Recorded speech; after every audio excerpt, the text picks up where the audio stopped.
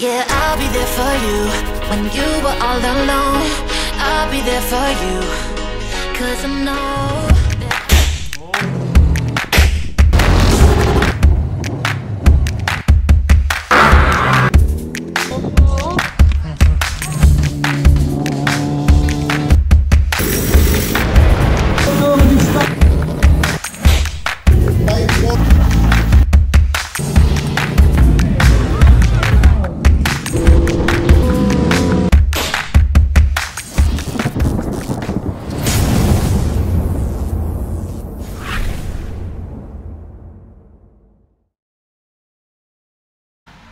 Hey, what's up? It's Brian again of Kid and Dad Motovlog. Welcome back to our channel, and of course, welcome din po sa mga bagong subscribe lang po sa aming channel. Thank you so much po agad sa pagsubaybay nyo po sa aming channel, sa aming mga adventures at sa aming mga contents. Alright, now, so for today's video, pag-uusapan po natin yung ating bagong acquire na Keso K350X V2. Yan, so may mga nag-request din, may mga nag-request po agad for review. Nung nakita po nilang bumili po tayo nitong K350X V2. However, disclaimer lang po, this is not a full detailed review but rather short-term ownership and first impressions po. Yan. So, hindi pa po ganun katagal sa atin yung e-bike, yung e-scooter para po mabigyan natin siya ng very detailed review. Yan. So, i-share ko lang po sa inyo yung aking mga experiences sa kanya sa ilang araw po ng aming pagmamay-ari sa kanya. Yung pag-usapan natin yung mga likes, yung ating mga dislikes sa kanya. Ayan. So, lahat po yun ay i-share ko po sa inyo. Now, overall po, I would say siguro mga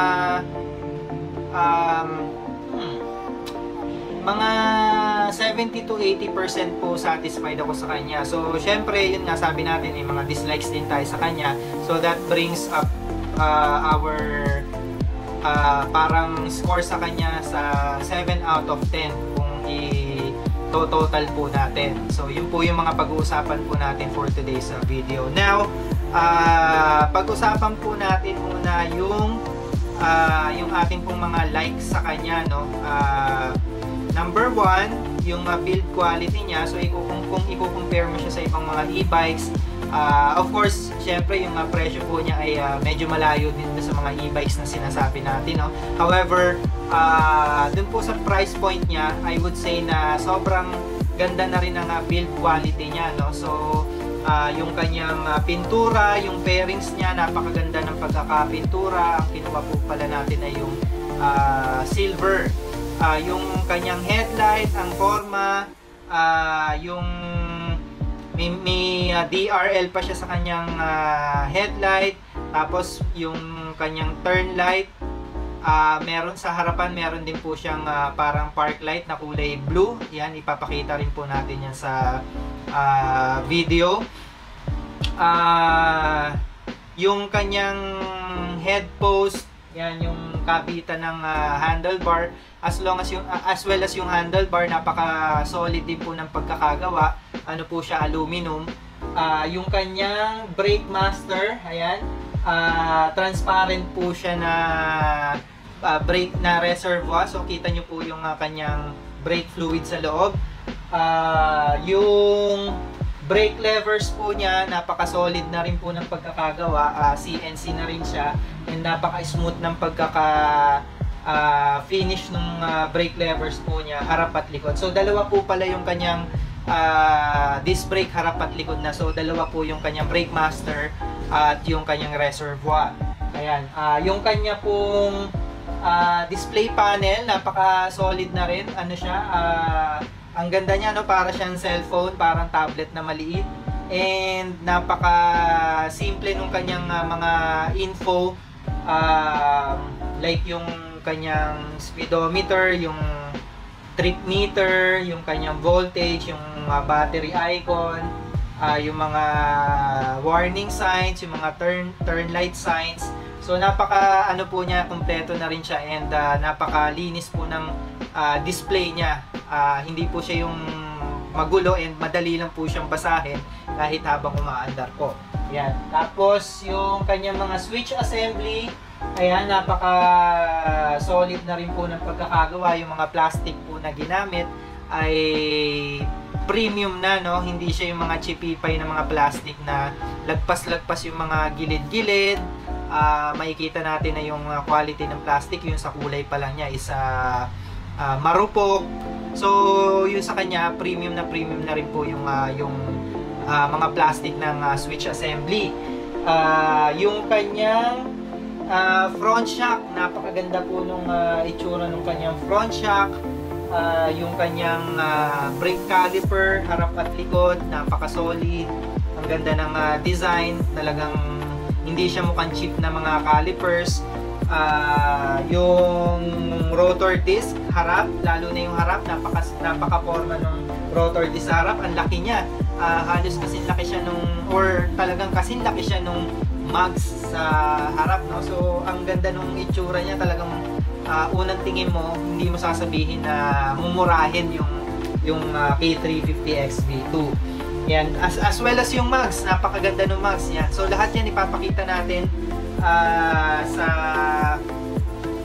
video yan after nitong ating talk, and ilalagay natin lahat ng mga parts na binanggit natin doon para yan, at least may idea kayo na hindi ako I'm not just hyping it up dahil bumili tayo, pero doon lang tayo sa totoo, no? Hindi naman tayo biased reviewer, and may mga sasabihin din ako sa inyo tungkol dito sa K350X V2 na mga brutal honesty ko, na mga hindi ko nagustuhan sa kanya. So yan, watch out para do sa part na yun. Yan, mamaya doon tayo sa mga dislikes. Yung kanyang swing arm, ayan, isa din sa mga highlight niya yung kanyang swing arm, na napakaganda nga talaga kasi para siyang swing arm ng big bike na pinaliit.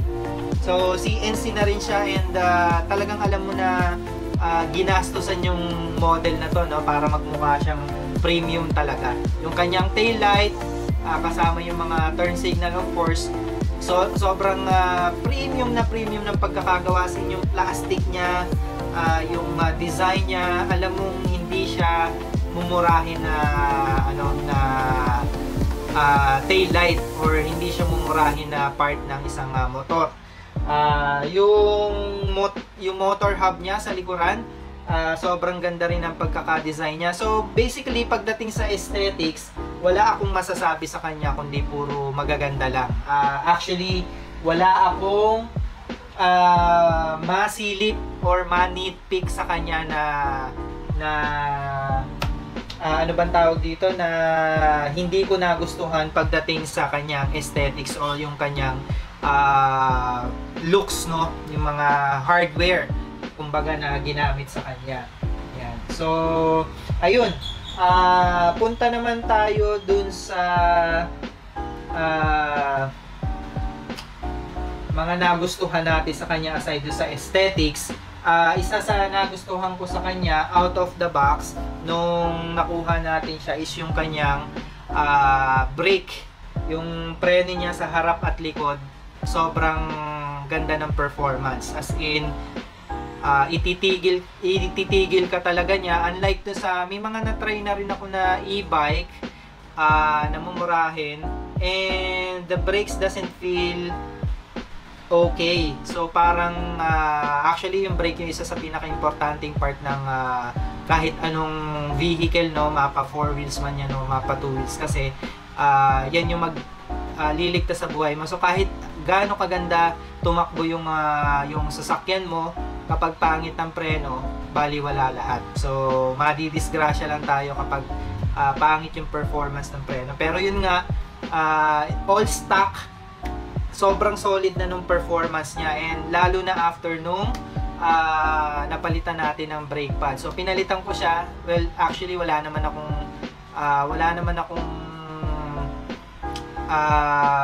negative thing about dun sa kanyang brake pads. Kaya lang, well, nag-inarte lang tayo. So yun, pinalitan natin. So gumamit tayo ng X-Power na ceramic brake pad. So try din natin i-include yan doon sa ating video para makita nyo kung ano yung ginamit natin. And after nung pinalitan natin siya, sobrang mas solid na siya as compared din sa nung stock brake pads pa lang siya, which is maganda na. Yan. So, no need palitan yung kanyang brake pads if tatanungin nyo ako if kailangan bang palitan. No. As what I've said, nag-inupdate lang po tayo and wala, natripan lang natin palitan. However, medyo nag-improve naman siya as compared to sa nauna. So, ano pa rin, worth it pa rin yung pagpapalit natin ng brake pads. Now, yung kanyang power, yan. Yung kanyang power, I would say, above average na rin siya para sa mga e-bikes, no? Like yung mga ka-size niyang e-bike. Pag ginagamit po namin ni Kid, yan, may i-include din po tayong video. Sinubukan namin siya itakbo dire-diretso sa may Santo Domingo niya sa may Quezon City. Nag-top po kami ng parang mga 70 plus or almost 80 kph. Now, yung po ay reading from the GPS ng aking cellphone, pero sa ano po niya, sa panel niya, sa gauge niya, parang mga nasa 80 plus po yung takbo niya. So, yung accuracy po nung kanyang stock or yung kanyang speedometer is hindi accurate, kumbaga. So, parang mga plus or minus 10 to 15 kilometers per hour yung kanyang difference, no, compared to sa GPS ng ating cellphone, yung application na ginagamit natin. Papakita rin po natin yan. Yan. So, anyways, yung 70 to 80 na may parang ano pa hindi naman ganun kahaba yung Santo Domingo. So, may idadagdag pa siya, no. So, para sa bigat namin dalawa nung anak ko, 70 kilos ako, yung si Kid siguro mga 50 to 55 or mga 60 na siguro kasi laki ko na siguro para sa akin napakalakas na niya. So imagine kung ako lang yung mag-isa, siguro totoo yung claim nila na tumatakbo siya ng 100 kph. Now may mga upgrade yung mga kung ano-ano, like yung mga battery, tumatakbo siya ng more than 100, so parang mga 150 kph. But anyways, upgraded na yun, so talagang tatakbo ng maganda yun, no? Now, next thing is yung kanyang torque. Yan, so since it's an electric bike, instantaneous yung kanyang torque. So pagka piga nyo nung silinyador, talagang mararamdaman nyo kagad yung usad niya. So para sa akin yung torque niya is mga 9 out of 10. Yan. Okay na okay yung torque niya. Yung kanyang braking power, yung pinag-usapan na nga natin, sobrang solid, wala akong masabi sa braking power niya. And mga headlight niya, yung kanyang headlight ay so-so. Para sa akin, bibigyan ko siya ng mga siguro mga 7 out of 10 yung kanyang headlight. Pag nakabukas yung low, pag nakapatay yung high, okay naman. Pag binuksan mo na yung high, sobrang okay na, suffice na siya. Pero not to the point na parang hindi nyo pag-iisipan na lagyan ng mini driving light. So maraming mga owners nitong K350 XV2 na nagkakabit pa rin ng mini driving light para at least mas maliwanag yun lang. Pero para sa akin, okay na, kahit hindi ko nalagyan ng MDL, okay na yung headlight niya para sa akin. Yan. So, battery life. Yan. Battery life niya, mukhang okay naman yung claim nila na 60 to 80 kilometers yung tinatakbo ng isang full charge. Kasi nung unang araw na nasa amin ito, bali pinull charge namin siya ng magdamag, and then kinabukasan ginamit namin siya ng ginamit. Punta pa kami ng 10th Avenue, Caloocan. Sinamahan namin yung tropa na tumingin ng 450 SRS ni CF Moto. Tapos ginamit pa siya ng ginamit ni Kid. Inikot-ikot, yan, namasyal siya. So, okay na rin, parang yun nga, parang ano naman siya, accurate naman siya sa 60 kilometers to 80 kilometers ang kayang takbuhin ng isang full charge. However, ang hindi ko nagustuhan sa kanya ay number 1, nung papunta kami ng 10th Avenue, Caloocan, kapag medyo mahaba-haba na yung biyahe nyo at kaya kamukha nga nung sinabi ko, angkas kami ng anak ko, so medyo mabigat na talaga kami. Parang naramdaman ko na napapagod yung, hindi ko alam kung yung battery ba yung napapagod or yung motor nung gulong, yung motor hub niya.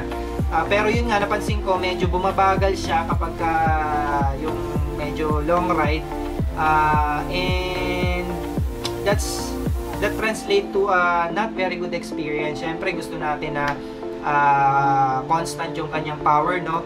And pagka gano'n na medyo nararamdaman natin na medyo naghihingalo siya or nanghihina siya or nanlalanta siya, napapagod, syempre medyo minus points yun para doon sa kanya. So yun yung isa sa mga hindi ko rin nagustuhan sa kanya. And pangalawa, ang napansin ko is pag nag-drop na yung voltage niya, like pag bumaba na ng mga 68 volts, sobrang hina na nung hatak niya. So mararamdaman mo na parang talagang lanta na or pagod na yung bike. Nung full charge kasi namin siya, umabot siya ng mga 79 volts eh. Tapos yun nga, maghapon namin ginamit. Ngayon, nung gabi na, mga 68 volts na siya. Nung pauwi na kami ni Akin, sobrang ramdam namin na na siya, nangihina na talaga siya at 68 volts. So, 4 yung bar nung battery icon. 2 na lang yung natitira nung 68 volts na siya. And pag pinipiga mo siya, bumabagsak na siya as low as parang mga 60 volts. So talagang hirap na hirap na yung motor sa pag-usad. Ayan. So yun yung isa sa hindi ko nagustuhan sa kanya. So parang ang lumalabas is oo, tama yung claim nila na 60 to 80 kilometers yung tatakbuhin niya. However, pag bumaba na ng ganun kababa yung volts ng battery, talagang sobrang pangit na ng performance niya. So, ang ibig sabihin lang nun, hindi mo talaga siya mai-enjoy ng talagang uubusin mo yung battery niya, no? Kasi ilang pa lang yung binabagsak ng battery, hindi mo na siya kaagad ma-enjoy to its maximum. Ayan. So, yun lang. Susunod yung kanyang suspension. Nung nakuha namin siya, nung stock pa yung suspension niya sa harapan, yung likod hindi naman namin ginalaw, no? Hindi ko pa ginagalaw yung likuran. Yung harapan, nung nakuha namin siya, sobrang lambot nung kanyang play, sobrang kaldag, sobrang bouncy niya, konting lubak lang talaga mararamdaman mo na lumalagapak talaga kung makaldag. So what I did was I remove the oil from the inside, tapos pinalitan natin, tinono natin, nilagyan natin ng mas magandang oil, and after naman nun, okay na yung play niya. However, hindi pa rin siya yung talagang masasatisfy ako and matutuwa, pero yun nga, malaki na yung in-improve niya after nating pinalitan ng langis at tinono. Isa pang naging problema ko sa kanya nung kinuha natin siya, may play yung kanyang T-post. So pag every time na nagpepreno tayo, parang gumaganon yung yung T-post. Parang maluwag yung kumbaga parang maluwag yung ball race niya. So ayun, chineck up natin, binaklas ko tong harapan, tinignan ko, and maluwag lang pala yung pinaka tornilyo, tawag dito, yung humahawak or nagpe-press dun sa ball race. So ang ginawa lang naman natin dun is hinigpitan natin, and after nun nawala na yung parang kaldag niya, and yung tumutunog and gumagalaw yung kanyang T-post niya. So hindi ko alam kung ganun ba talaga siya? Out of the box or ano lang, or may defect lang yung nakuha nating unit. Ayan. So, ayun. Yung likuran, sobrang hindi ko gusto yung actually yung plane ng likuran. Pati yung itsura ng shock sa likuran. So, ano siya sobrang cheap nung itsura ng likuran. And ang pangit-pangit din ng play niya.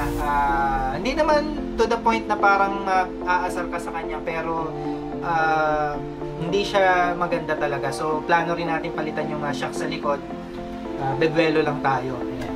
And yung goma niya, yung stock na goma, para sa akin, kailangan mong palitan yung stock na goma niya. Pero kung hindi ka naman mabilis magpatakbo or hindi ka naman maselan, maganda na rin siya. However, pagka medyo mabilis yung takbo tapos sinagad mo yung preno, nag-i-skid siya, no? So actually, siguro ang reason din nun is hindi naman kasi equipped ng ABS itong K350 XB2. So magi-skid at magi-skid talaga siya pagka sinagad mo yung pagpreno sa kanya. Yan. And what else? Yung upuan niya, okay na okay. However, medyo nanibago ako nung una nating sinakyan to kasi ang baba ng upuan tapos ang taas ng apakan. So parang yan, parang ganyan yung ano niya, parang ganyan yung upo mo. Pataas yung tuhod kasi ang taas ng apakan niya. So it's just getting used to it. Ngayon okay naman na yung pakiramdam ko sa kanya. Nanibago lang talaga ako kasi first time kong nakasakay ng ganun yung sitting position, yung ergonomics. So sa una lang yung parang weird yung feeling niya. Yan. And compartment niya, napakalaki ng compartment nito. So isa siya sa nagustuhan natin dito. Tapos may top box pa tayo. Ayan. So pwede siyang pang grocery, pang shopping. Ayan, marami kayong maiilagay na gamit sa kanya. So ipapakita rin natin yung itsura ng kanyang U-box at yung top box niya. Ayan. And what else?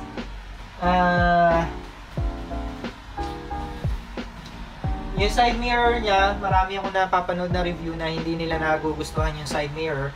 However, para sa akin, napakaganda ng side mirror niya. Bagay na bagay siya doon sa design nung bike. Kasi puro kudrado siya and kudrado rin yung side mirror. So para sa akin, hindi ko na rin siya balak palitan. And napakaganda ng view niya kasi halos nandito siya sa mukha mo. Tapos pag tingin mo lang ng ganon, talagang kitang-kita mo lahat ng nasa likod mo. So it adds up to the safety ng gumagamit kasi makikita mo talaga kung ano yung nasa likod mo. And makakaiwas ka or makakaliko ka kung halimbawang wala naman sasakyan sa likod mo. So very good yung side mirror na nakakabit niya. And may mga upgrades na rin po tayong ginawa dito, nilagay dito, like yung brake line sa front brake. Dati kasi ang nakalagay dun is yung goma lang. So pinalitan natin siya ng braided brake line. Kulay blue yung plastic na cover niya. And gumanda yung itsura niya as well as yung performance niya. Mas maganda na nung stock, mas gumanda pa after nating pinalitan ng braided brake line. Now yung likod niya, stock na braided na yung likuran. So yun yung maganda sa kanya. Hindi ko alam po bakit hindi pa nila ginawang steel braided brake line yung harapan. Braided na rin yung likuran. So ewan ko, yan. Pero yun, kaya pinalitan na rin natin yung harapan. Tapos may mga inad na rin tayo dito, like yung mga gold bolts. Almost parang mga 90% gold bolts na yung mga tornilyo nito. Yung sakitan dito ng ulam sa dibdib, inano na rin natin, naka-gold na rin to. Tapos nga pala, meron siyang charging port dito, USB. Yan, so doon sa mga senaryo na kailangan mong gamitan ng charger, ayan, meron na siyang nakalagay dito. So very very good addition sa ano niya. And yung susian niya, meron siyang alarm. Yan. So, pwede mo na rin siyang iwanan sa labas kahit na wala nagbabantay kasi yan. Pwede mo siyang gawing pwede mong i-on yung alarm niya. Yan, para at least on natin yung product showcase. Yan, so pwede mo siyang yung alarm niya, i-on yung alarm niya, and yan, pag may gumalaw, actually napaka-sensitive niya, kahit na may dumaan lang na maingay na motor, nagti-trigger na yung alarm niya. Yan, so isa yun sa magandang addition sa kanya. Tapos pwede mo na rin siyang i-on gamit yung alarm. So pipindutin nyo lang yung icon dito na may parang kidlat ng twice, tapos on na siya, like ganito. Hindi pala siya.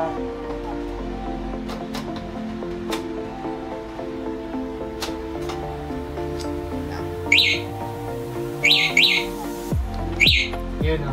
So mag-on siya. Yan, teka. Yan o. Kasi natin. Alright. So, i-ano natin siya, unlock natin siya. Tapos, pipindutin natin ng 2 beses ng icon na may kidlat. Yan.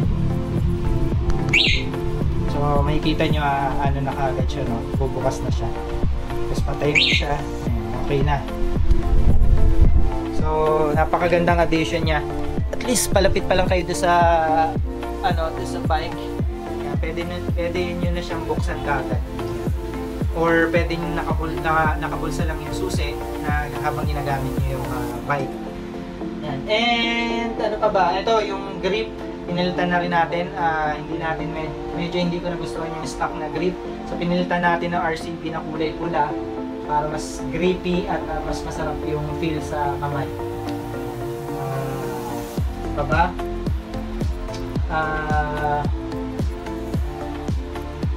Yan, pakita natin yung display panel. Yan, para makita nyo kung ano yung mga nakalagay sa kanya. Susunod natin. Yan, so pag on nyo nung susian, yun yung lalabas. Ito yung kanyang naka-indicate na park. So kahit na i-rev nyo, hindi siya o-operate. Yan. So kung may mga bata kayong kasama, safe siya as long as wag mapipindot tong park. Yan. So ito yung ano niya, pindutan para matanggal yung park. Pag pinindot nyo to, ayan, pindutin natin. Ayan, so ready na siya, nakalagay ready na, yun o. Ready. So pagka pinigaan nyo yung throttle, aandar na yan. So ito yung ating speedometer. Ito naman yung kanyang power mode, naka 3 siya. So 1, 2, 3, 1 yung pinakamahina, 3 yung pinakamalakas. Ayan. Ito yung kanyang trip meter, yung voltmeter 74 volts, yung kanyang battery icon. Ayan. And isa pa pala sa hindi ko nagustuhan sa kanya, yung trip meter niya, kapag pinatay niyo yung susi, kunyari naka 2 kilometers na kayo pero hindi pa kayo nakakarating doon sa pupuntahan nyo, nag-stop over lang kayo, pag patay niyo yung susi, pagbukas nyo, magre-reset ka agad siya, mag-zero na siya. So hindi nyo tuloy monitor yung kung ilan na talaga yung tinakbo nyo, no? So sana yun yung isang medyo inayos nila or iniba nila, kasi yun nga, hindi mo mamamonitor yung total na tinakbo mo papunta doon sa kung saan ka man pupunta. Ayan. Alright, so busina, pinalitan na rin natin yung busina niya. So yung stock niya na busina is yung pit-pit. So ngayon malaki na. Ayan. So maganda na rin yung actually pangit, no? Pero mas maganda siya kaysa sa stock na pit-pit. Ayan. Alright, so ayun lang. Medyo mahaba na rin yung ating no? So Hope you like our content for today, and sana may mga natutunan kayo, and meron malamang na manonood nito or nanonood ngayon na interesadong bumili nitong Keso K350 XB2. So nanonood ng mga reviews para makapag-decide sila if kukunin ba nila or hindi itong Keso K350 XB2. Now para sa akin, brutal and honest opinion ko para dito. If bibili kayo, well, for the SRP na 68,000, may mabibili na rin kayong magandang gas type na scooter.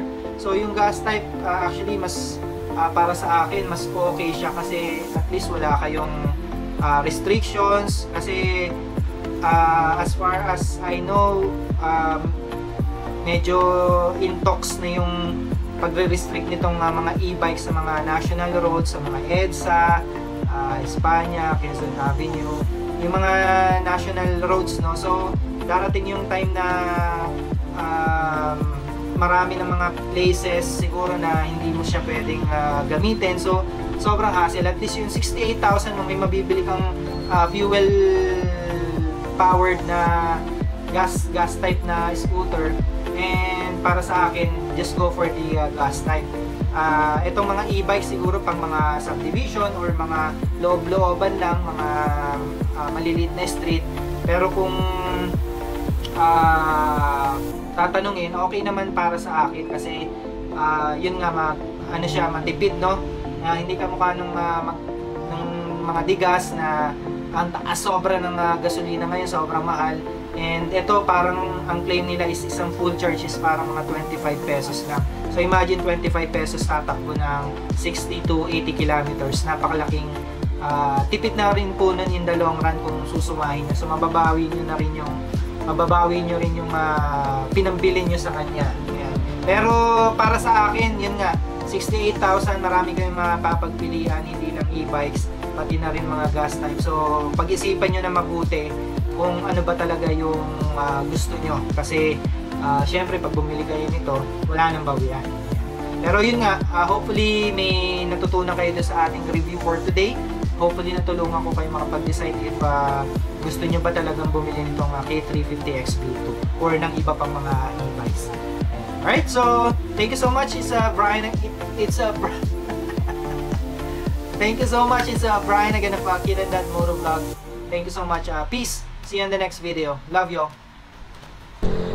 Alright, so yan, palit pa lang tayo ng bahay, and i-test natin yung power ng Keso K350X. Ayan, ang gagamitin muna natin is yung power mode number 1. Siya yung pinakamahina. And may angkas tayo, yan, si Kid, yung nag-video for today's content. So tara, let's pataas tong kalsada na to.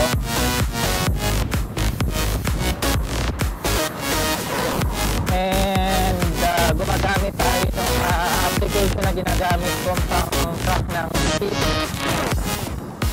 GPS base. So kung makikita nyo, may difference sila. Power mode number 3 naman yung gagamitin natin.